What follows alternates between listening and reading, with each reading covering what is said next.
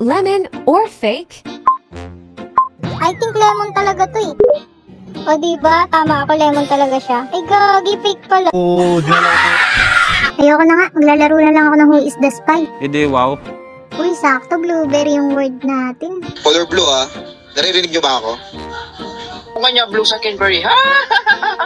6 letters. Yung sa akin, langit.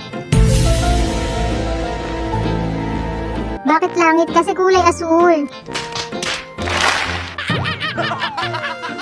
Vote number 1, 6 letters daw. O diba, spy nga siya.